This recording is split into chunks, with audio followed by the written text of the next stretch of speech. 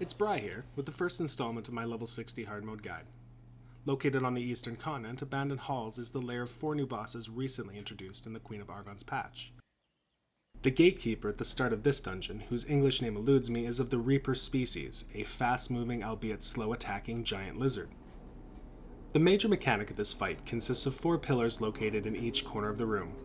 It is the healer's role to not only reduce the health points of each pillar to within a sliver of life, but to time the destruction of the pillar with the spawning of a sorcerer NPC. This prevents the completion of a spell, which in turn wipes out the entire group. The timing is very distinct and may need some practice, so don't feel disheartened if you wipe a little bit to get it down. It really is that touchy. The pillars themselves act as an enraged timer. If you accidentally kill a pillar too fast, it will constitute a wipe. They do not respawn, and thus DPS must be high enough to kill the boss, as well as only a single pillar can die per sorcerer spawn. This is the largest variation between hard and normal mode, aside from the amount of boss HP and damage his abilities do. As you can see in the background, the healer is moving from the right pillar to the left pillar to reduce their HP in preparation for the sorcerer's spawn. Most of the Reaper's attacks consist of a horizontal motion along with a shout and occasional ranged breath attack. When aggro is lost, the first thing he does is swipe towards the melee, which is easily countered by a taunt.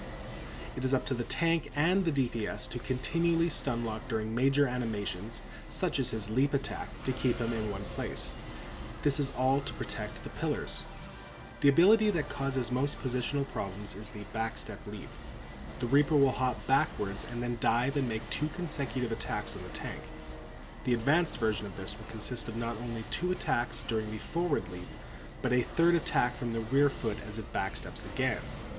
To counter this, the tank can use the leash ability to stop the backstep, or a DPS can stun.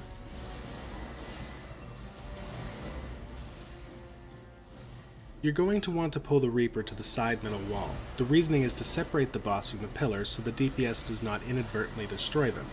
Like I said, a prematurely destroyed pillar is an instantly wiped party.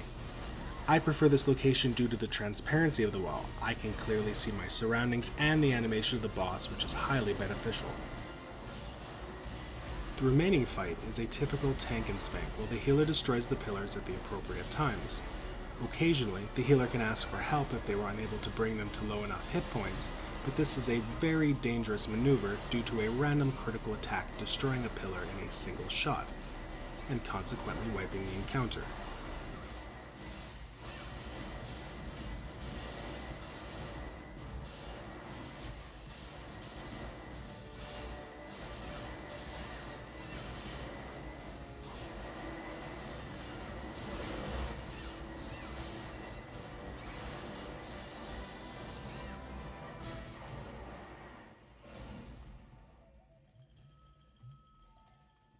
Thanks for sharing your time and watching my first video guide. If you have any questions, comments, or even criticisms, please feel free to email me or wander over to my Twitch channel and just say, well, hello there.